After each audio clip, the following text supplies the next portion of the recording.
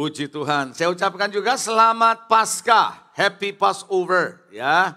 Saudara, saya percaya kita semua menyadari bahwa Paskah menjadi sebuah peristiwa yang sangat penting buat setiap kita ya. Dan tema khotbah saya pada pagi hari ini adalah Rise Up atau bangkit. Coba katakan bangkitlah. Belum seru, kalau mau seru mau semangat tuh begini ngomongnya. Bangkitlah, haleluya. Bisa gak saudara? 2, 3. Bangkitlah, haleluya. Kita mesti bangkit saudara ya. Saudara, rise up atau bangkitlah karena dia sudah bangkit. Jadi tidak ada alasan buat kita untuk tetap diam di dalam kubur-kubur kita. Kita perlu belajar untuk bangkit. Tahukah saudara, kebangkitan Yesus 2000 tahun yang lalu dari kubur menjadi peristiwa di pagi hari yang sangat memalukan buat iblis. Itu hari naas buat iblis. Hari yang naas buat iblis di pagi hari itu bahwa dia bangkit dari kubur sehingga segala kekuatan maut, segala kekuatan musuh yang ada dilucuti saat dia bangkit. Sehingga tidak lagi ada kekuatan dan Alkitab berkata melalui Rasul Paulus, hai maut di mana sengatmu. Sehingga tidak lagi ada kekuatan maut yang menguasai kita. Bapak ibu saudara, Anda harus bedakan antara maut dengan kematian. Bahwa kematian adalah bagian setiap orang yang hidup, itu adalah kematian. Tapi di balik kematian ada maut. Dan saudara, ketika saudara tidak mengalami kebangkitan Tuhan, tidak bersama dengan Tuhan, hidup dalam dosa, bukan cuma kematian akan maut menjemput kita. Kita akan bisa masuk, orang bisa masuk di dalam kematian yang kekal, dan itu maut. Tapi ketika saudara dan saya bersama di dalam Tuhan, kita ngalamin kuasa kebangkitan. Kita akan mati secara fisik, jasmani kita, tapi kita mengalami kehidupan yang kekal. Maut tidak lagi merenggut hidup kita dan masa depan kita, saudara. Oleh karena itu, saudara, Anda harus tahu kekuatan musuh yang terakhir, yaitu di mana yang namanya maut, di mana kekuatan itu diberikan sebenarnya. Saudara, kemarin saya sudah bilang bahwa di Taman Eden, Tuhan berkata bahwa kalau kamu makan buah pohon ini, kamu akan mati. Ya toh? Pernah dengar kan ayatnya? Artinya kematian itu diperkenalkan oleh Tuhan sendiri. Bukan ciptaan setan, tapi Tuhan sendiri yang memperkenalkan. Di mana ada kehidupan ada kematian. Tapi kematian itu tidak berperan, tidak berfungsi, tidak aktif selama dia tidak diberikan kekuatan oleh manusia. Kapan kekuatan maut atau kematian itu merenggut manusia? Ketika dosa masuk. Dosa memberi kekuatan kepada maut untuk mengaktifasi kekuatannya untuk merenggut hidup orang-orang. Itu sebabnya makin banyak dosa, makin dahsyat kekuatan maut untuk mencekram. Oleh karena itu Bapak Ibu Saudara, Yesus yang tidak berdosa dijadikan dosa, dia mati tapi dia bangkit kembali. Oleh karena itu saudara, saya mau ingatkan sama saudara satu hal yang penting. Yesus tidak bergumul untuk bangkit dari kubur. Saya ulangi, Yesus tidak bergumul untuk bangkit dari kubur.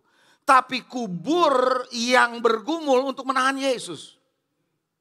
Saya ulangi, Yesus tidak bergumul untuk bangkit dari kubur karena memang dia pasti bangkit. Tetapi kuburlah yang bergumul untuk menahan supaya dia tidak bangkit. Kenyataannya tidak bisa karena kekuatan Tuhan melampaui kubur. Kekuatan Tuhan melampaui maut. Amin saudara. Oleh karena itu berbahagialah kenapa Paskah adalah berita yang sangat memerdekakan saudara dan saya. Anda mesti mengerti bahwa sebelum Yesus bangkit saja kubur-kubur bergetar. Anda mesti tahu saudara, ketika Yesus belum bangkit, masih ada di atas kayu salib, kuburan bergerak saudara. Artinya apa? Maut, kekuatan maut, bahkan kuasa kematian pun bergerak sebelum dia mati bahkan. Artinya apa? Di dalam dia ada kebangkitan. Di dalam dia maut telah dikalahkan. Amin saudara. Oleh karena itu Anda mesti mengerti betul-betul saudara bahwa kita hidup di dalam satu kehidupan yang luar biasa.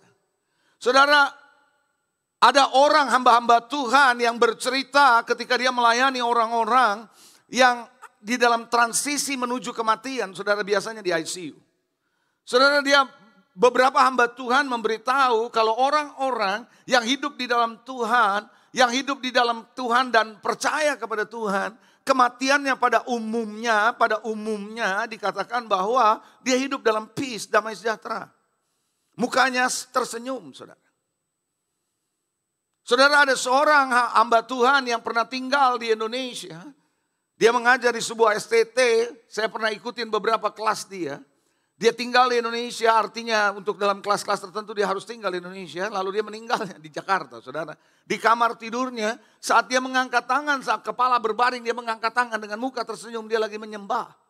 Saudara, kenapa? Karena ketika orang mati di dalam Tuhan, dia tahu yang menjemput dia adalah malaikat sorga. Terang kemuliaan Tuhan. Tidak lagi pernah ada rasa takut akan kematian. Tahukah saudara, takut yang paling mencekam manusia adalah takut mati. Takut untuk mati. Berapa banyak orang begitu takut dengan kematian. COVID telah membuktikan itu. Saudara, begitu banyak orang takut dalam kematian. Saya tidak mengatakan saudara cari mati ya. Bukan itu saudara. Tapi kematian adalah satu titik di mana saudara mengalami transisi dari hidup jasmani ini yang biasa-biasa menuju kemuliaan. Menuju satu kemuliaan yang baru. Tanpa kematian Anda tidak akan bisa masuk dalam kemuliaan Allah. Tetapi bagi orang yang tidak mengenal Tuhan, kematian menakutkan. Kenapa? Setelah kematian masuk dalam maut yang kekal. Kematian yang kekal itu yang menakutkan mereka, saudara. Makanya kadang-kadang katanya dari hamba Tuhan ini, saya nggak pernah sih melayani orang-orang kayak gini. Jarang, saudara ya. Dan saya juga berdoa supaya nggak banyak pelayanan kayak gini, saudara. Ya, dikatakan kalau orang yang melayani di tengah seperti begitu, matanya bisa melotot. Ada yang bilang begitu, saudara. Ya nggak semua. Saudara, kenapa saudara kadang-kadang saudara yang ketakutan ada waktu dia melihat di dalam alam spirit. Tahukah saudara ketika kita manusia dalam posisi udah mau meninggal, itu spirit udah siap masuk ke alam spirit.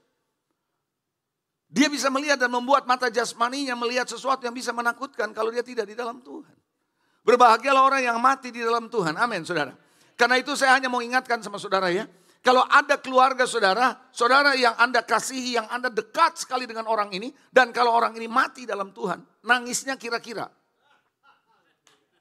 Saya ulangi, Anda harus nangisnya kira-kira. Ngerti gak maksud saya?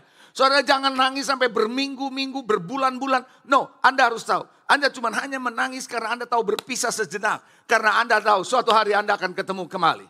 Anda akan berkata see you later. Betul apa enggak saudara? Kita jumpa lagi nanti saudara. Why? Banyak orang saudara tidak menyadari bahwa kematian yang dianggap bahwa dia tidak akan ketemu lagi. Tidak, kalau orang yang mati dalam Tuhan, sama-sama dalam Tuhan, kita akan jumpa lagi. Dalam tubuh kebangkitan tentunya. Berbeda lagi, kita tidak akan melihat lagi orang itu sakit. Ada amin saudara. Oleh karena itu Bapak Ibu Saudara yang dikasihi, bahkan sebelum Yesus bangkit saja kubur sudah bergetar. Artinya apa? Kekuatan Tuhan dahsyat. Kuasa kebangkitan Tuhan dahsyat. Mari kita buka firman Tuhan Matius 27 ayat 50 sampai 53. Oh haleluya, praise the Lord. Matius 27 ayat 50 sampai 53.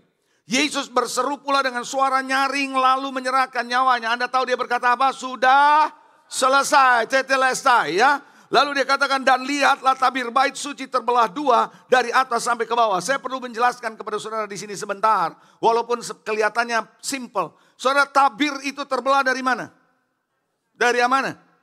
Dari atas ke bawah. Saudara tahukah itu bisa juga dari bawah ke atas sebenarnya? Robek kan bisa dari bawah ke atas. Tapi kenapa Alkitab mencatat dengan spesifik jelas dari atas ke bawah?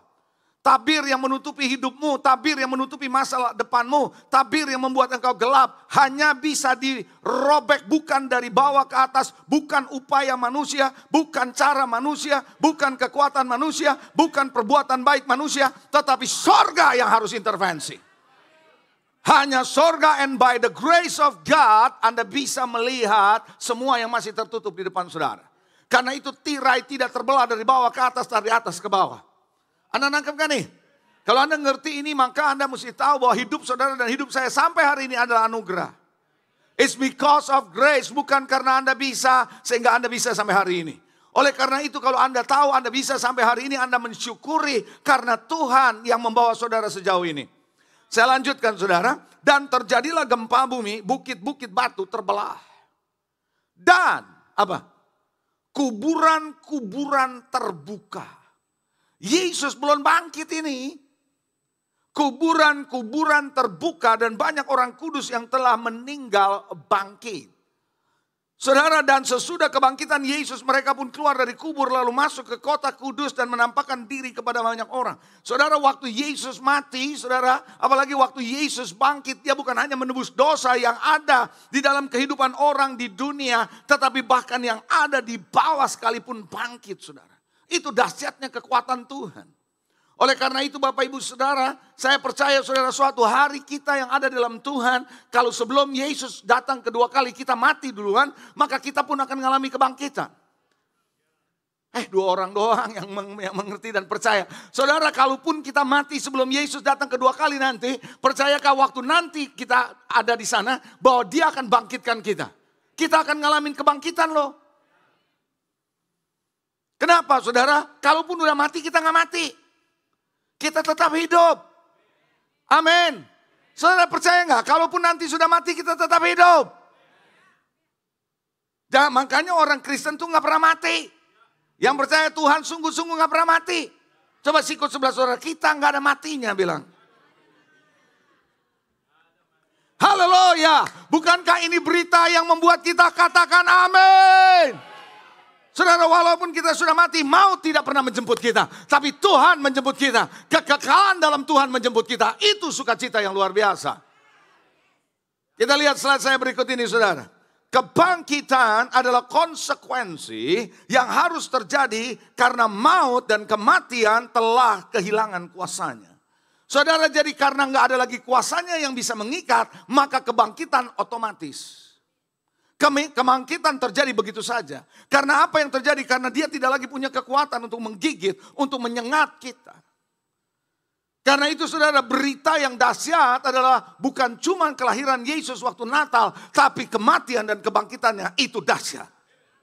Karena tanpa itu kita sia-sia saudara. Saya mau beritahu satu hal lagi kepada saudara, bahwa Yesus bukan cuma membangkitkan orang mati dari kubur. Saya ulangi, Yesus bukan cuma membangkitkan orang mati dari kubur, tapi dia adalah kebangkitan itu sendiri.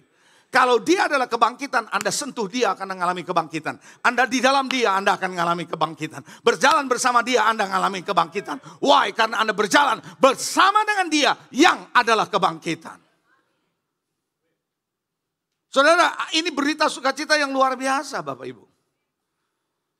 Oleh karena itu saudara, Billy Graham pernah berkata kepada anak-anaknya, waktu dia masih hidup, dia bilang kalau engkau dengar papamu, ada berita bahwa Billy Graham mati, jangan percaya dia bilang.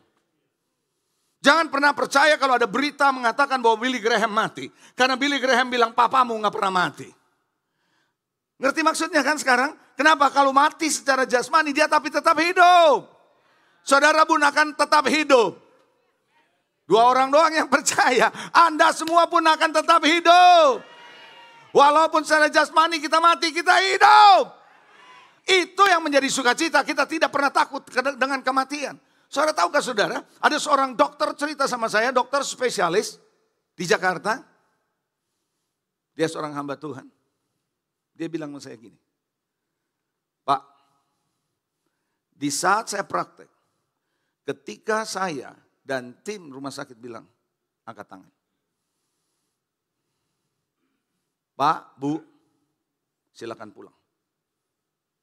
Saudara mau tahu, dia bilang, pasien saya ngomong begini, dok bisa tolong saya enggak? Saya enggak siap mati. Dia takut benar menghadapi kematian. Jadi dia berkata, itu saat saya paling baik untuk menginjil orang-orang seperti ini. Bapak Ibu Saudara yang dikasihi Tuhan, jangan saudara berpikir saudara, oh nanti saya akan siap. Kalau Anda tidak percaya sungguh-sungguh tidak berjalan di dalam Tuhan, bisa takutnya minta ampun dalam kematian. Kita rasanya takut benar, umur bertambahnya udah takut banget saudara. Aduh ini umur udah berapa nih, pala 6, pala 7, bentar lagi pala 8, ini bentar lagi masuk peti nih gitu. Saudara jangan takut saudara, karena apa yang terjadi? Engkau tetap hidup. Yang setuju katakan amin. Yohanes 11, 23-25 saya akan bacakan firman Tuhan. Kata Yesus kepada Marta, saudaramu akan bangkit. Lazarus kan mati, dia bilang kau akan bangkit. Tapi Marta menjawab dengan pengetahuan. Karena banyak belajar di STT ini. Tentang eskatologi akhir zaman saudara. Haleluya.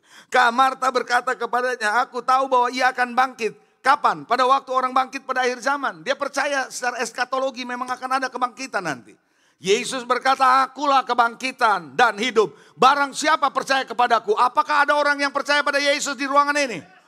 Apakah ada orang yang percaya pada Yesus pada ruangan ini? Barang siapa percaya kepadaku, ia akan hidup walaupun ia sudah mati. Dia tetap hidup, katakan amin. Ini adalah kemerdekaan penuh di dalam Paskah in the Resurrection Day. Itu sebabnya kenapa tadi saya bilang hari Minggu pagi yang sial dan naas buat setan. Dia nggak pernah tahu ini terjadi dan ini mengalahkan dia.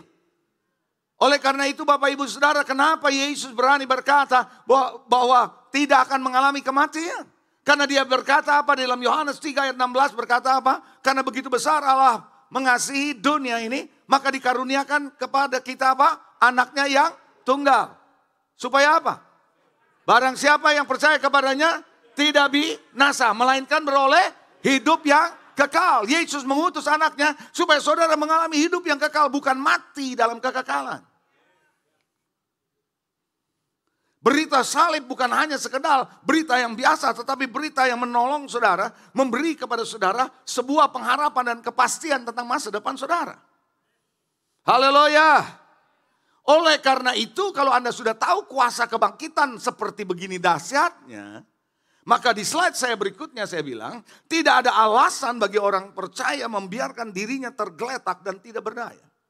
Hari ini saudara, kalau Anda berkata saya tidak bisa lagi, saya udah gak tahu lagi mau berbuat apa, saya udah nyerah, saya tidak berdaya dan saya tergeletak. Anda tidak ngerti kuasa kebangkitan yang sudah Anda terima di dalam Yesus Kristus. Anda mesti tahu bahwa Anda punya kuasa kebangkitan itu saudara. Ada amin saudara. Makanya Tuhan berkata bahwa dalam Mazmur 37 ada satu ayat berkata, Tuhan menetapkan langkah-langkah orang yang hidupnya berkenan kepadanya. Apabila ia jatuh tidak sampai tergeletak. Karena apa? Tuhan menopang tangannya. Dari sini ada lagunya kan ya? Bahwa Tuhan menetapkan langkah-langkah orang yang berkenan kepadanya. Bapak Ibu Saudara yang dikasihi, berarti kalau Anda membiarkan diri Anda putus asa, membiarkan diri Anda rasa tidak berdaya, membuat diri Anda merasa nggak tahu lagi apa yang mau Anda perbuat, rasanya udah nyerah saja, saya tergeletak begini saja terserah, Anda tidak ngerti kuasa kebangkitan. Kalau Anda tahu kuasa kebangkitan, tidak ada alasan buat saudara untuk tergeletak. Tidak ada alasan buat saudara untuk tidak berdaya. Yang setuju sama saya katakan amin. Anda harus bangkit, coba bilang bangkit. Rise up. Anda harus rise up saudara. Karena itu kenapa? Karena kebangkitan Yesus bukan hanya memberikan pengharapan kepada saudara dan saya, tapi memberi kepastian. Artinya apa? Kalau pengharapan baik, tapi kepastian lebih dahsyat lagi. Bahwa Tuhan menyusun hidupmu, langkah-langkahmu dengan penuh kepastian dalam kuasa kebangkitan itu. Kalau kubur saja tidak bisa menahan, saudara dalam hidup ini apalagi? Amin. Anda harus tahu Anda perlu bangkit. Kenapa? Karena miracles are on the way. We have to move. Kalau beberapa minggu lalu saya berkata bahwa kita jangan duduk-duduk saja ya. Don't just sit there, move. Hari ini saya mau mengajak Bapak Ibu Saudara untuk melihat betapa pentingnya kita bergerak bersama dengan Tuhan. Bagaimana supaya saudara bisa bangkit? Siap bangkit? Dua orang doang. Siap bangkit? Sekali lagi bilang bangkit. Tadi lagu seru itu ya. Bangkit, serukan nama Yesus. Maju. Nyatakan apa? Kuasanya kita buat iblis gemetar. Totofore dia. Haleluya. Yang gemetar bukan kita, iblis harusnya gemetar. Nah hari ini saya mau membaca satu perikop firman Tuhan. Dan Anda belajari dari sini, saya mau bagi sama saudara bagaimana supaya saudara bisa bangkit dan saudara bisa mengalami kemenangan dari Tuhan. Saudara, kemenangan sudah diberikan tapi kita mesti merebutnya. Amen. Nah saya akan baca dari Alkitab Terjemahan Baru edisi 2. Ya, bukan, ini edisi kedua. Edisi kedua adalah edisi yang disempurnakan kira-kira begitu. Dalam terjemahan bahasa Indonesianya agak beda dikit yang terjemahan Alkitab biasa dengan edisi 2. Ya, Anda bisa beli udah ada sih edisi 2 ya. Saudara, Kisah 3 ayat 1 sampai 9. Karena ini terjemahan edisi 2 ini rada-rada mirip dengan New King James. Saya dapati begitu. Pada suatu hari menjelang waktu sembayang, yaitu jam 3 sore, naiklah Petrus dan Yohanes ke bait Allah. Di situ ada seorang laki-laki yang lumpuh. Kapan lumpuhnya? Mulai lumpuhnya. Sejak lahirnya. Jadi orang ini lahir saja sudah lumpuh. Sehingga ia harus diusung. Perhatikan baik-baik kalimat ini. Tiap-tiap hari orang itu diletakkan dekat pintu gerbang bait Allah. Berapa sering? Tiap hari digotong, ditaruh di dekat pintu gerbang bait yang bernama Gerbang Indah. Untuk ngapain dia tiap hari? Untuk minta sedekah kepada orang yang masuk ke dalam bait Allah. Jadi ini persis kalau kayak pengemis itu buka lapak dari pagi sampai sore, tutup lapak pulang. Ngerti gak? Jadi tiap hari, tapi kerjanya apa kerjanya?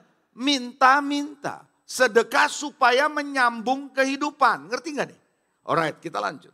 Ketika orang itu melihat bahwa Petrus dan Yohanes hendak masuk ke bait Allah, ia minta sedekah. Dia minta sedekah. Dia nggak tahu ini dua hamba Tuhan ini adalah rasul anak domba yang bersama dengan Yesus. Yang baru saja mengalami kebangkitan. Mereka yaitu Petrus dan Yohanes menatap dia dan Petrus ngomong, pandang kami, lihat kami. Lalu orang itu menatap mereka dengan harapan ini yang lumpuh ini melihat Petrus dan Yohanes dengan harapan mendapat sesuatu. Kata sesuatu bicara benda yang diharapkan pasti emas atau perak. Ngerti? Karena zaman itu belanjanya pakai emas dan perak, belum ada US dollars. Namun Petrus bilang, emas dan perak tidak ada padaku. Kalau bahasa gaulnya mocen. Emas dan perak tidak ada padaku. Tapi apa yang aku punya, what I have I give it to you. Apa yang dia punya? Dia bilang dalam nama Yesus Kristus orang Nazaret itu apa? Bangkit dan berjalanlah. Coba bilang bangkit dan berjalanlah. Rise up and walk. Dalam terjemahan bahasa Indonesia yang lama, Alkitab lama cuma bilang berjalanlah, nggak ada kata bangkitnya. Tapi dalam New King James dan edisi 2 bilang berkata, bangkitlah dan berjalanlah, rise up and walk. Lalu di sana dikatakan bahwa lalu ia memegang tangan kanan orang itu dan membantu dia berdiri. Seketika itu juga kuatlah kaki dan pergelangan kaki orang itu. Ia melompat berdiri, berjalan ke sana kemari dan mengikuti mereka ke dalam bait Allah. Sebelumnya nggak bisa masuk oleh karena dia harus diusung ada di luar. Tapi dia masuk ke dalam bait Allah sambil berjalan melompat-lompat serta memuji Allah. Ini menjadi deklarasi buat orang di sekitar bila kata ini orang siapa kayak gini. Baru orang bilang melihat dia berjalan sambil memuji Allah. Mereka kenal orang ini sebagai orang yang biasa duduk minta sedekah di gerbang indah bait Allah. Oh ini orang yang biasa minta-minta, lumpuh dari kecilnya, kok bisa gini? Gitu kira-kira saudara. Sehingga mereka takjub dan tercengang tentang apa yang terjadi padanya. Saudara tahukah saudara, rise up and walk, waktu saya baca ini dalam New King James, itu muncul di hati saya. Di dalam kebangkitan ini saudara dan saya harus bangkit. Rise up, coba katakan bangkitlah. Anda harus bangkit, jangan dibiarkan keadaan saudara bergantung pada situasi saudara. Anda tidak didikte oleh keadaan ini, tapi Anda ditentukan oleh kekuatan kuasa ilahi dari Allah. Bapak ibu saudara, kadang-kadang saudara kita hanya melihat sumber daya yang ada. Mungkin keuangan, mungkin orang-orang, mungkin yang lain yang bisa mendukung kita. Kalau ini nggak ada kita rasa tidak berdaya. No. Anda harus tahu Anda punya satu sumber yang namanya Allah, Tuhan kita. Yang memberi saudara dan saya kuasa kebangkitan untuk menang. Kita tidak bergantung pada hal-hal yang itu. Itu boleh ada puji Tuhan. Kalau nggak ada Anda harus tahu ada Tuhan yang memberikan kekuatan kepada saudara. Yang setuju katakan amin. Nah dari ayat-ayat ini saya mau mengajak saudara untuk merenungkan sejenak. Apa saja yang Anda perlukan supaya bangkit. Sampai Petrus bilang bangkit. Sampai akhirnya dia bangkit. Sampai akhirnya dia mengalami hidup yang dipulihkan. Dan bukan cuma dipulihkan tapi dia masuk ke bait Allah sambil memuji Allah.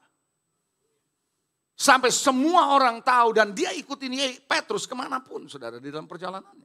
Dia memberi hidupnya, itu yang saya berkata. Seringkali orang kalau sudah dipulihkan, dia hanya menikmati pemulihan hidupnya buat dia.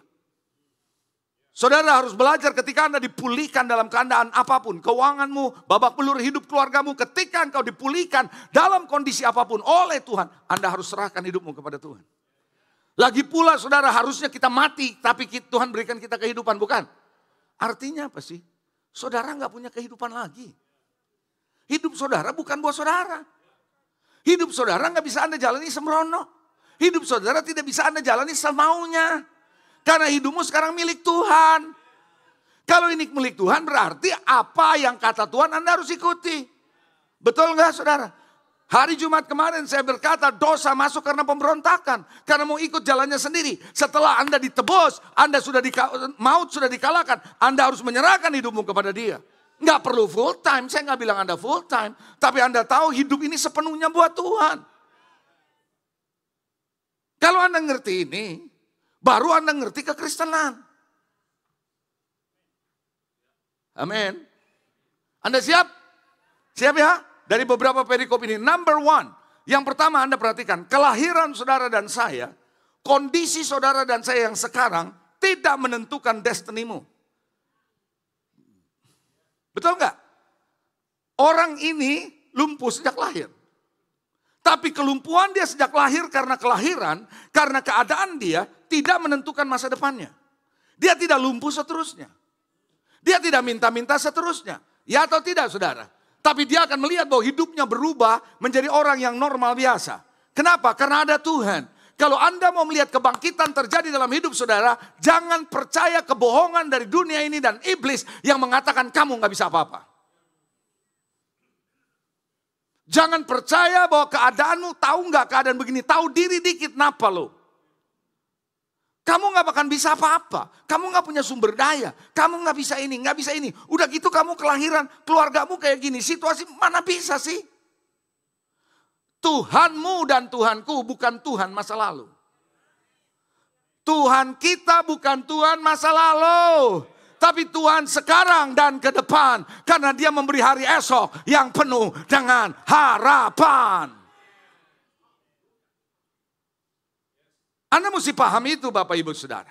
Apapun keadaan saudara hari ini tidak peduli saudara.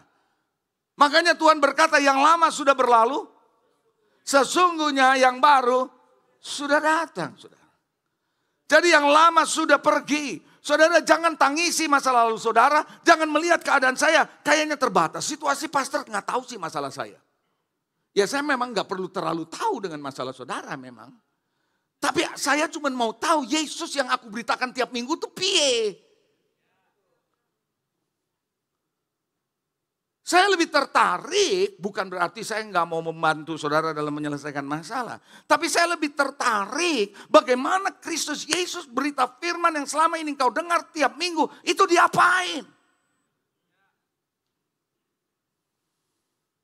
Lebih daripada saya kepengen tahu cawe-cawe persoalanmu. Paham gak nih saudara? Karena ketika Anda hidupi Tuhan, hidupi firman, hidupi kebenaran, gak mungkin Anda gak bangkit. Anda pasti bangkit.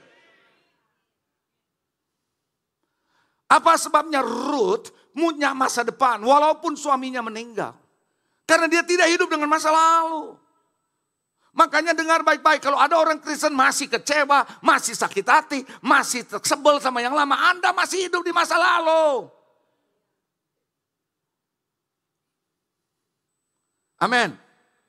Anda butuh pelepasan itu. Persis kayak kelas kemarin itu.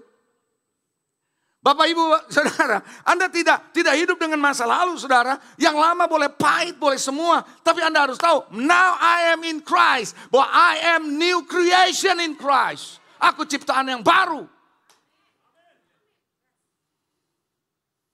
Bartimius boleh buta. Tapi dia tidak menentukan kebutaannya untuk selamanya. Ternyata Yesus intervensi. Membuat dia apa? Bisa melihat. Betul nggak saudara? Anak yang dari kecilnya saudara sudah buta. Di dalam Yohanes, Injil Yohanes. Sampai ada yang nanya loh. Yesus yang salah siapa? Orang tuanya apa anak ini? Karena lahir buta gitu kan. Orang tuh suka nyari salahnya siapa loh saudara. Itu biasanya orang kepo yang begitu. Biasanya itu kepo itu. Nggak ada urusan, cari-cari urusan. Cawe-cawe. Salah siapa ini? Yesus bilang nggak ada siapa-siapa yang salah. Tapi perbuatan Allah akan dinyatakan lewat ini. Jadi saudara kalau Anda punya persoalan, Anda jangan bilang gini, ini salah gua, ini salah dia, ini nggak ada. Tapi Anda harus tahu perbuatan Allah akan dinyatakan di tengah-tengah persoalanmu. Haleluya. Karena itu saudara, kuasa kebangkitan bukan cuma membangkitkan orang, tapi memberi harapan dan kepastian di masa depan saudara. Dunia tidak pernah memberikan kepastian, tapi hanya Yesus yang bisa memberi kepastian. Why? Karena dia sudah di depan saudara. Karena dia sudah menyiapkan masa depan saudara. Karena dia Alfa dan Omega. Dia sudah ada di depan dari masa lalumu. Oleh karena itu Bapak Ibu Saudara, perjalanan saudara hanya ngikutin yang Tuhan mau aja. Karena Anda nyampe, Anda gak usah pusing karena dia sudah siapkan masa depan saudara. Katakan amin. Kalau Anda mengerti ini Bapak Ibu Saudara, maka hidup bersama dengan Tuhan itu merdeka. Benar kata Yesus, kalau anak memerdekakan kamu, kamu benar-benar merdeka. Amin. Jadi keadaanmu menentukan masa depan enggak? Keadaanmu sekarang menentukan masa depan enggak? Kelahiranmu menentukan masa depan enggak? Enggak ada saudara. Enggak ada bilang bagaimana nasib saya. No. Kalau orang liatin tanganmu, nasibmu di depan, bilang saja nasib saya pasti aman gitu.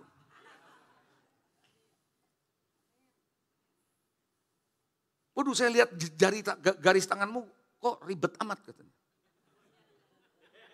Banyak ya pecahannya. Bilangin sama dia, saya kebanyakan kerja pak gitu.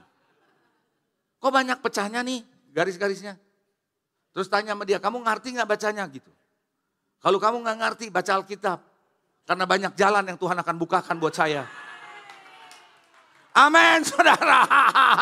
Bagi kamu satu jalan, God give me many ways.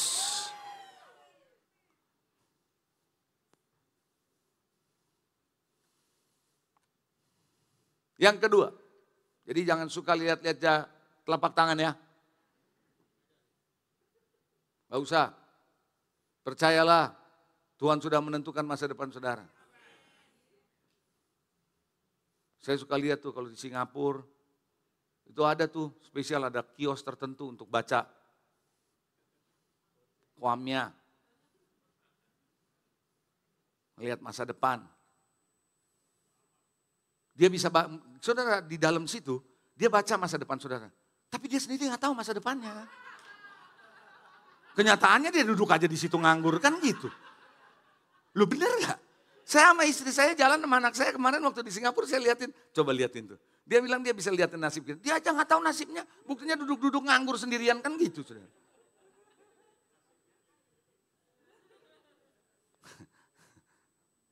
Makanya kadang-kadang Anda mesti masuk, saya mau lihat dulu tanganmu, gitu loh. Gitu. Coba saya lihat sini, gitu. Biar dia lihat gitu loh saudara. Saya ini punya profetik. Lebih dahsyat dari kamu, amin saudara. Oke puji Tuhan, luar biasa. Oh iya saudara tahu ini cerita sedikit menyimpang saudara. Ada seorang hamba Tuhan dipakai profetik luar biasa. Memang tepat dan memang dahsyat dipakai Tuhan. Suatu hari dia lagi jalan di Hong Kong, dia asal Hong Kong. Jadi jalan di satu Hong Kong, di satu jalan pasar. Di situ kiri kanan ada banyak tenda-tenda untuk melihat nasib. Salah satunya tuh yang dikocok-kocok itu loh. Yang apa? Ada kayunya keluar, kocok. Pernah nggak? Pernah tahu nggak? Pernah nggak dulu begitu? Yang pernah dulu begitu angkat tangan. Anda so bertobat lah, haleluya. Kocok keluar ditarik gitu kan ya. Terus dibaca sama dia. Terus waktu dia lewat, Tuhan bilang gini, kamu buka satu di situ. Saya buka kata dia. Tuhan bilang buka satu. Gak salah Tuhan, aku buka dia. Buka satu. Kasih tahu judulnya. Apa Tuhan? Kasih namanya. Fortune Teller Gospel. Fortune Telling Gospel. Wah, iya ya Tuhan, iya. Lalu Tuhan ajarin dia. Semua kayu-kayu itu yang dikocok-kocok ayat semua. Dia ikutin Tuhan mau. Dia, orang datang kocok keluar lihat ayat kan. Dia bacain tuh dari ayat itu. Lalu dia keluarin kata profetik. Dan orang bilang, kok lu tahu hidup gua? Hebat kali. Dia bilang, mau gak lu aku doain? Masuk ke kamar didoain, terima Yesus itu. Haleluya. Luar biasa. Haleluya. Kalau Anda dipakai kayak gitu boleh juga ya. Yang kedua. Oke, haleluya. Yang kedua, hadir di gereja tidak menjamin mengalami transformasi hidup. Orang ini ada tiap hari di mana? Tapi gak bertobat, gak perlu ngalamin transformasi hidupnya. Saudara yang dikasih Tuhan, tiap minggu Anda boleh datang ke gereja, tiap hari Anda boleh datang ke gereja, tidak menjamin Anda ngalamin transformasi. Tiap hari Anda ke pabrik mobil, tidak berarti Anda jadi mobil. Bener enggak? Tiap hari Anda nongkrong di pabrik mobil tidak berarti Anda bakal jadi mobil. Kapan Anda jadi mobil? Transformasi jadi besi. Baru Anda bisa jadi mobil. Ya atau tidak? Anda datang ke gereja tidak berarti Anda mengalami kehidupan Tuhan, kebangkitan Tuhan. Sampai transformasi terjadi dalam hidup saudara.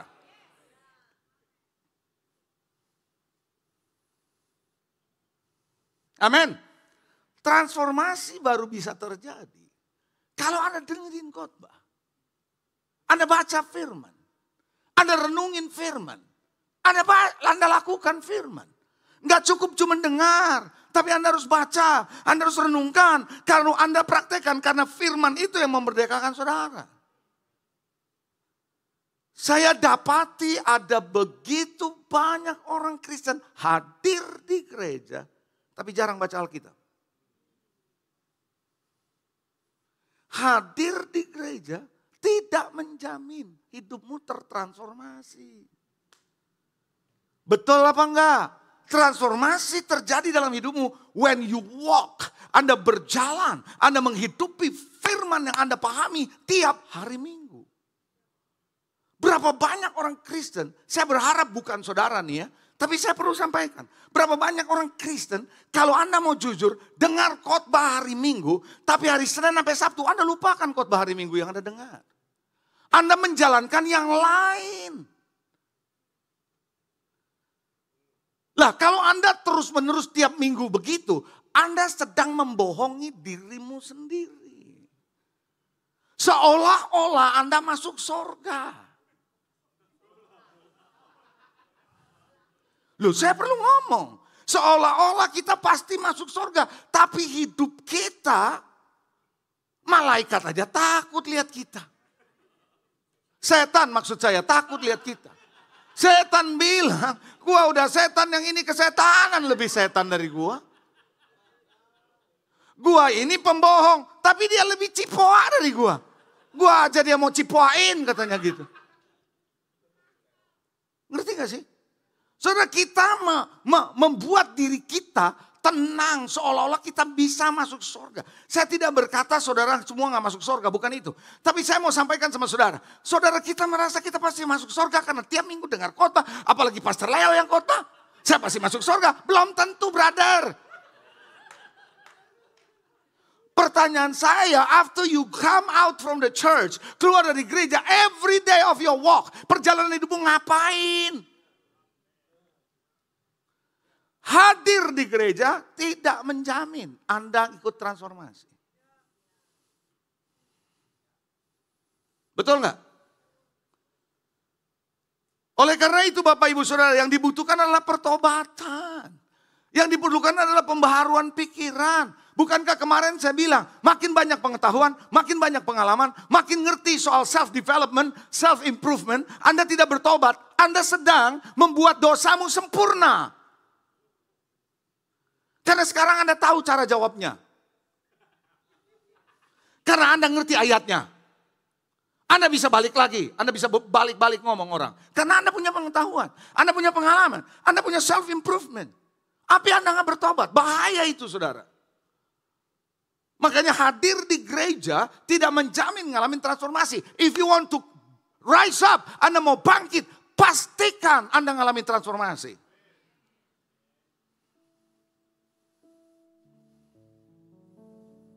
Penipuan dari kebohongan iblis adalah seperti ini, dengar baik-baik. Kok kayaknya ibadah 2 lebih cepat waktunya daripada ibadah 1? Padahal sama ya. Nah saudara dengar baik-baik. Kebohongan iblis adalah begini. Anda pasti pernah dengar. Cukuplah kau ke gereja seminggu sekali. Terus kalau udah tiap hari udah jangan fanatik gitu. Pernah dengar gak? Atau Anda yang pernah ngomong kayak gitu? Bertobatlah kau. Udah seminggu sekali ya cukup. Mau ngapain lu? Lu mau jadi pendeta ya? Terus tiap hari gak usah gitu. Baca firman sungguh-sungguh. Lu fanatik amat sih. Hadir di gereja hari Minggu. Tapi tiap hari gak melakukan firman. Itu yang namanya hadir di gereja tidak jamin saudara ngalamin transformasi. Yang membuat Anda ngalamin transformasi itu setelah keluar dari gereja. Ngapain saudara? Coba yang paham lambaikan tangan sama saya. Anda paham gak? Siapa yang mau diberkati sama Tuhan sekali saja? Seumur hidup. Angkat tangan. Angkat tangan. Siapa yang mau diberkati Tuhan sekali saja seumur hidup? Angkat tangan. Siapa yang mau diberkati Tuhan berkali-kali seumur hidupnya? Angkat tangan. Iya, kalau Anda mau diberkati, tapi kalau mau hidupinnya sekali aja. Ngawur gue.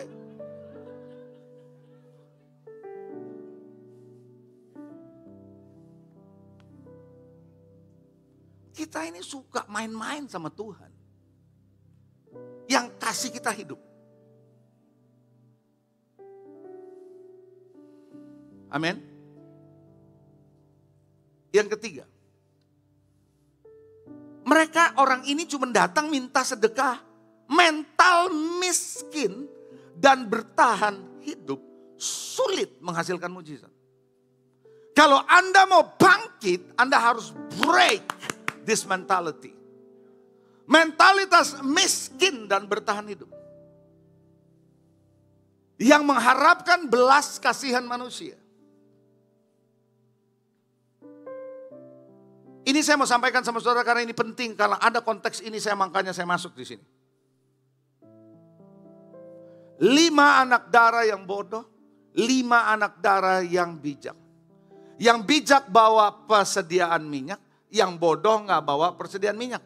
Cuman bawa pelita dan minyak yang ada di dalamnya. Betul? Waktu lama datang pengantin pria. Maka waktu diteriakin ini minyak yang di sini udah mau habis nih yang bodoh. Gak bawa cadangan nih. Bisa padam nih. Terus dia bilang apa yang bodoh ini? Sama yang bijak. Berikanlah kepada kami minyak. Coba bilang berikan. Kalau dia bilang berikan artinya minta.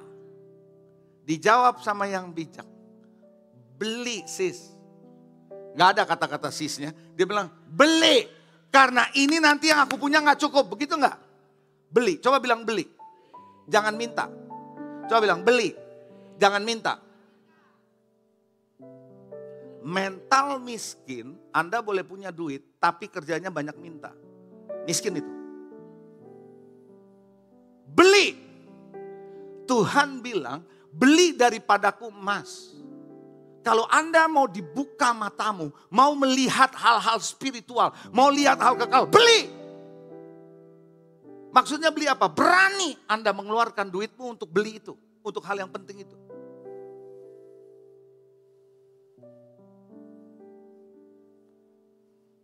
Jadi Anda harus punya berkata bayar, bukan gratis.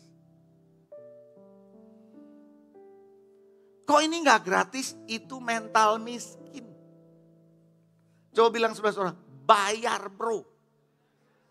Beli bro.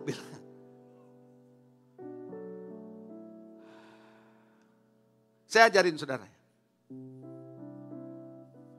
Kalau Anda ketemu seorang anak Tuhan jualan. Orang jualan mau untung gak? Mau untung dong. Kalau dia untung wajar. Emang dia tulus, dia mau jual. Ketemu Anda yang Anda mampu untuk beli. Nggak usah minta diskon. Yang suka minta diskon udah tahu jualan dia adalah jualan untungnya wajar. Anda masih minta diskon. Itu mental miskin. Coba sikut sebelah saudara, kamu ngerti nggak?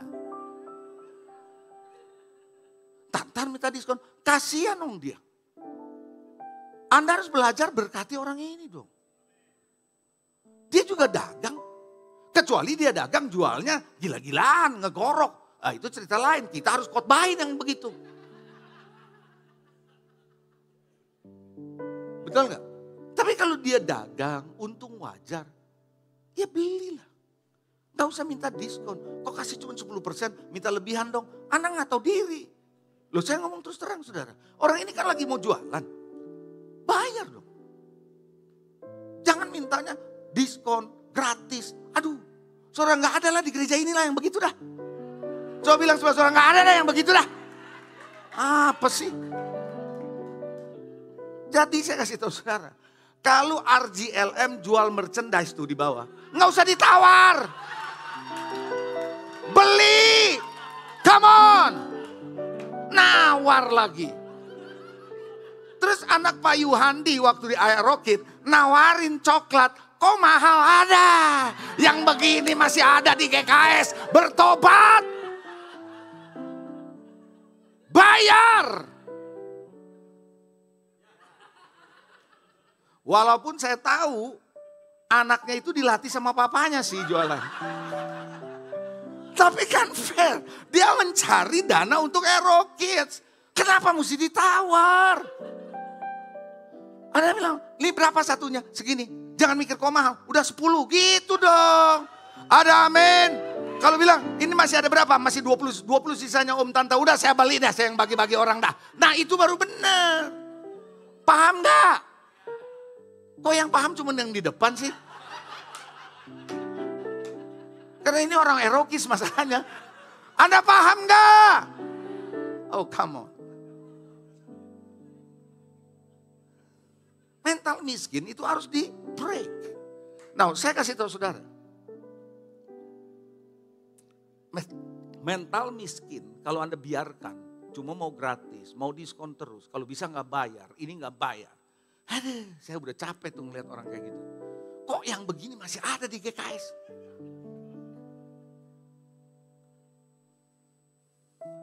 Mentalitas kayak gini, dengar ya. Saya minta Anda dengar ini. Ini bisa breakthrough buat saudara kalau Anda ngerti. Mentalitas yang kayak tadi saya sebut. Akan membuat saudara akan menerima keadaanmu. Emang saya gak bisa. Emang saya begini. Saudara sedang mengatakan, saya menerima keadaan saya. Makanya saya minta ini. Harusnya Anda cari Tuhan untuk ubah keadaanmu. Anda justru di saat itulah kesempatan you seek God. You pray earnestly, Anda berdoa untuk mengubah situasimu. Karena yang bisa rubah keadaanmu hanya Tuhan.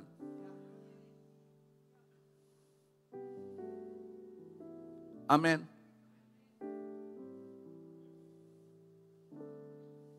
Dengar baik-baik satu lagi saya ngomong.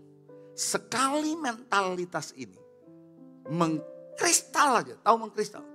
Menjadi batu, menyatu dalam hidupmu, mengkristal nih mental kayak gini nih gak di break. Saya melihat yang ada di depan orang ini adalah keterpurukan. Saya melihat apa yang ada di depan orang ini tidak ngalamin breakthrough. Karena udah mengkristal, mentalnya udah jadi satu. Itu menjadi jati diri dia, itu menjadi DNA hidupnya. Tuhan tidak mau saudara punya DNA yang begitu. DNA yang dari Tuhan adalah generosity. Kemurahan hati. Itu sebabnya kalau Anda terus menerus dengan maksud baik. Terus membuat orang ini minta dari saudara. Dia gak akan pernah keluar loh dari persoalannya. Lama-lama kalau udah mengkristal. Dia akan persis seperti orang yang minta sedekah. Dan saya sebagai gembala di tempat ini berdoa dan berharap tidak ada satupun yang seperti itu di gereja ini. Amin. Jangan biarkan bertumbuh dan berkembang. Yang harus bertumbuh, yang harus berkembang adalah iman. Pengharapan kita sama Tuhan. Dan kasih kepada Tuhan dan sesama. Ada amin? Yang keempat. Kalau Anda mau ngalamin bangkit, Anda harus berharap kepada Tuhan, bukan pada manusia dan uang. Orang ini minta duit, sama Petrus minta bantuan dari orang. Kebangkitan dari keterpurukan saudara tidak ditentukan oleh uang dan orang lain. Nantikan saudara. Ini saya kasih preliminary awal. Smart dengan modulnya will come back. Cuman 2 orang doang tuh yang wow. Saya ulangi, smart dengan modulnya will come back soon.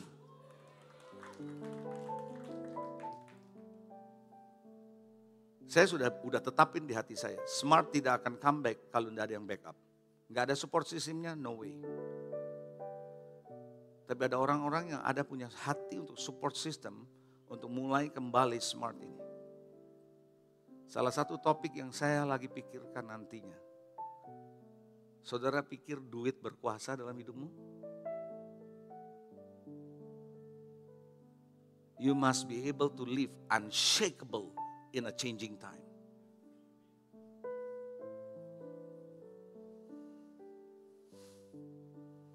Jangan berharap sama orang. Jangan berharap sama duit. Berharap sama Tuhan. Amin. Saya nggak akan jelasin terlalu banyak karena hari Jumat kemarin saya sudah jelasin sama saudara. Saya nggak perlu ulangi ya. Ikutin aja, dengerin lagi khotbahnya yang minggu lalu. Yang Jumat iya. Tetap kok pendetanya masih sama. Dan masih keren juga saudara. Haleluya. Loh kalau bukan kita yang ngomong, siapa yang ngomong kan gitu saudara. Haleluya. Tuh, saya diketawain sama bapak ini. Aduh, susah juga. Saya nggak tahu tuh ketawanya artinya apa kan gitu. Perlu penafsiran itu. Yang kelima, haleluya. Percaya akan kuasa dalam nama Yesus. Jangan main-main dengan nama Yesus. Kalau Anda orang penting, Anda mau ketemu sama seseorang, sebut nama orang penting ini yang punya pengaruh besar. Membuat orang yang mendengar bahwa Anda kenal orang itu bergetar dia. Betul gak gitu? Di dunia politik begitu? Di dunia hidup ini begitu? Saya kenal dia Pak. Bapak kenal dia, nih dia ada fotonya. Makin takut. Makanya kan kalau dulu belum ada sosial media, di kantor kita ada foto kita sama presiden kan gitu. Betul gak? Ada foto kita sama preman terkenal gitu kan. Bapak kenal sama dia, iya lu mau apa lu kan gitu. Karena ini nama gak main-main. Saudara harus tahu, nama Yesus adalah nama di atas segala nama. Karena dia taat, dia tunduk, dia ikuti perintah Bapa, maka kepadanya diberikan nama di atas segala nama. Sehingga setiap lutut bertelut di atas nama itu. Baik kuasa yang di langit, yang di bumi, di bawah bumi. Akan tunduk dalam satu nama, Yesus Kristus. Jangan main-main dan itu sebabnya Tuhan melarang Anda menyebut nama Tuhan dengan sia-sia. Why? Karena the name of Jesus powerful. Saudara tahu kenapa usir setan harus dalam nama Yesus? Karena hanya dalam nama itu setan takut. Only in that name, because Anda mewakili dia dengan kuasa kebangkitan, dengan kuasa yang mengusir setan. Berkata kepada setan, aku usir kamu dalam nama Yesus. Kenapa perlu dalam nama Yesus? Kenapa waktu Anda menyembuhkan penyakit, waktu Anda berdoa dalam nama Yesus? Kenapa perlu dalam nama Yesus? Karena in that name, semua nama, semua kuasa takluk di bawah nama itu. Kesempatan saya juga mengajar jemaat ini. Kalau Anda belajar berdoa, doamu Anda selalu harus terakhirnya jangan main cepet aja. Habis berdoa, Tuhan terima kasih buat semuanya, amin gitu. Jangan gitu. Anda selalu harus tutup dengan apa? Dalam nama Yesus. Kenapa? Doamu itu semua in that name, nama itu yang dikenal oleh Bapa.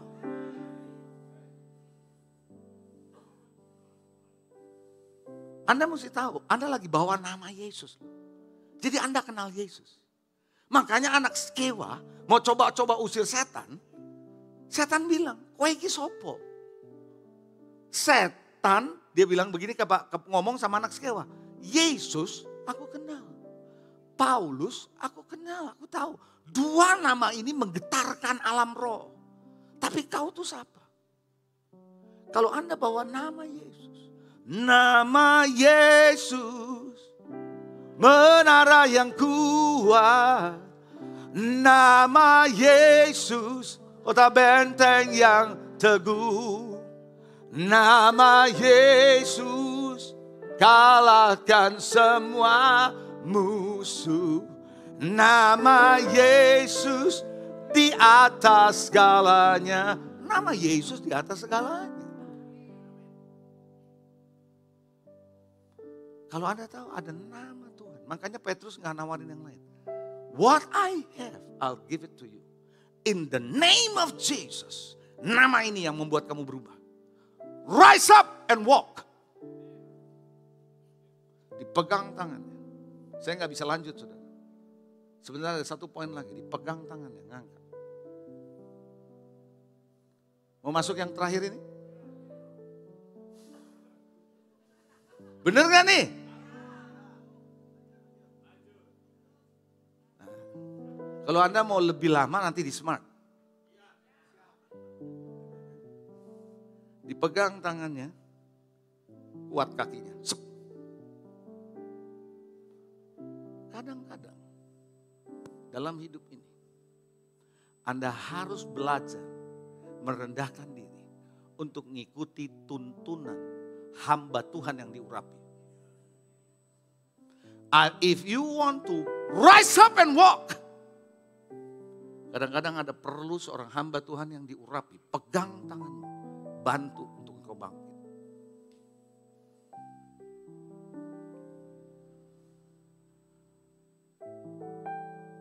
Kadang saudara, di gereja-gereja Tuhan di akhir zaman,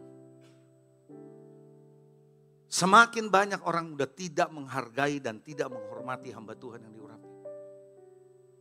Ngomong seenaknya, kasih komentar seenaknya netizen ini. Seenaknya. Saudara yang dikasih Tuhan, kenapa orang Kristen tetap terpuruk, tetap dalam keadaan yang sulit, tidak bisa bangkit? Karena seringkali tidak mau terima tuntunan dari hamba Tuhan yang diurapi. Karena dia merasa saya sudah cukup tahu, cukup pengalaman pelayanan saya. I know that I know. No, Anda butuh seorang yang bisa angkat tangan. Rise up and walk. Dia bisa menyebut in the name of Jesus, rise up and walk. Tapi diangkat. Anda bisa gak mau, tapi kalau diangkat dia mau. Kakinya sembuh. Jangan pernah anggap enteng orang yang diurapi Tuhan. Daud tidak berani menyentuh Saul, walaupun Saul berbuat yang aneh-aneh sama dia. Aku tidak pernah mau menyentuh orang yang diurapi Tuhan. Anda harus tahu kalau orang yang diurapi. Kalau orang yang ngaco ya lain, saudara. Saya ngomong orang yang diurapi. Petrus dan Yohanesnya orang yang diurapi loh. Diangkat tangannya. Kaki dibantu sembuh. Pagi hari ini, karena Anda terlalu banyak lewat YouTube dan sebagainya, Anda banyak ngerti. And you think and we think, kita pikir kita bisa. Kita boleh punya pengetahuan kayak Marta. Bisa jawab semua. Eskatologinya mantap kali. Apa aja pokoknya yang logi-logi Anda pinter dah.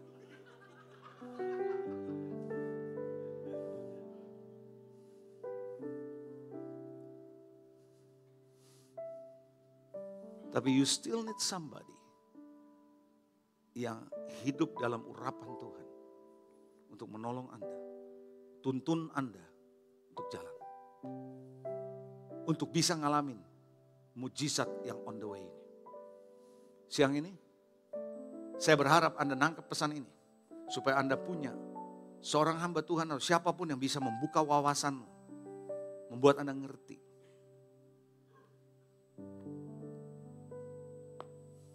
Saya tutup.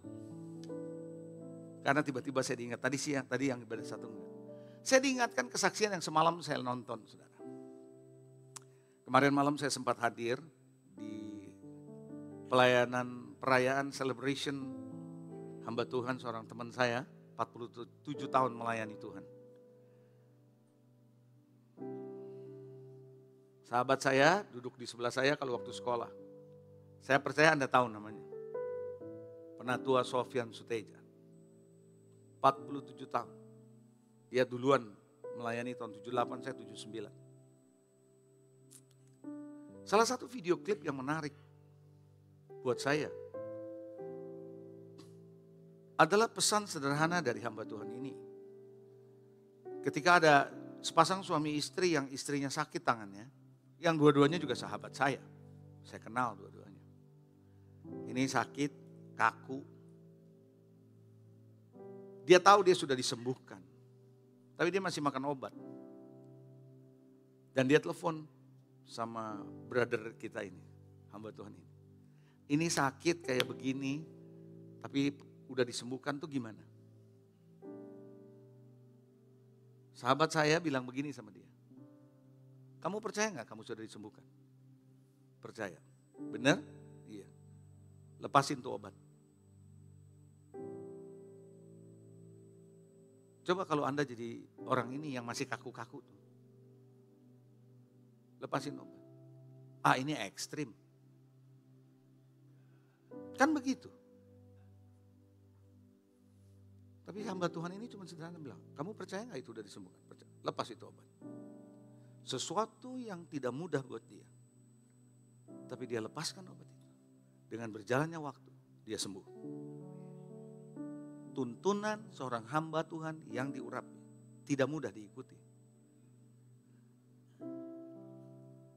Halo? Naaman gak akan sembuh kalau dia gak ikutin. Kamu nyemplung tuh di sungai itu 7 kali. Kenapa mesti 7 kali? Sekali aja emang gak cukup apa? Udah gitu juga kenapa sungai di sini udah kotor gitu. Sungai yang sono lebih bagus. Kenapa mesti? Lu komplain aja lu. Gitu.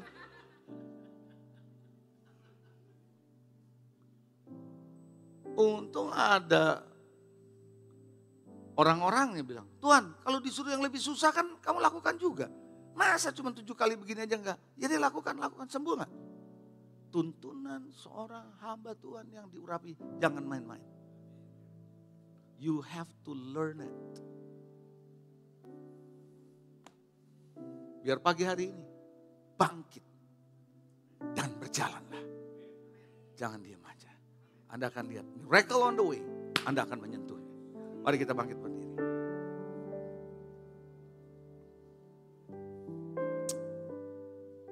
Tuhan, tidak ada yang lebih besar. Tidak ada yang lebih dahsyat daripada yang kami alami sebagai orang percaya. Adalah kemenangan atas maut. Merdeka penuh atas takut akan kematian. Ini waktunya Tuhan kami belajar. Untuk tidak hanya berbaring dan menerima keadaan kami. Tapi hari ini Tuhan kami sudah mendengar pesan firman.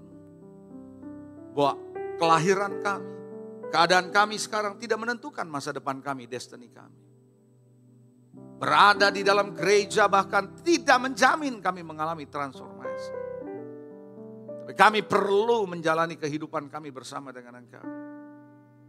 Kami tidak hanya menjadi orang yang punya mental miskin. Izinkan kami membreak, menghancurkan, jangan sampai dia mengkristal dalam hidup kami. Sehingga kami tahu ada Tuhan yang bisa mengubah keadaan kami. Belajar untuk tidak berharap kepada manusia dan uang. Tapi kepada pribadi Tuhan. Kami tidak berharap bahkan kepada doa. Tidak berharap bahkan kepada janji. Tapi janji Tuhan, tapi kami berharap kepada Tuhan yang mendengar doa. Tuhan yang menjawab doa. Tuhan yang memberi janji. Tuhan yang memberi jawab janji. Kami belajar Tuhan betapa dahsyat kuasa nama-Mu. Kami punya Allah yang dahsyat. Nama itu kalau kami sebut setan takut. Alam roh bergetar.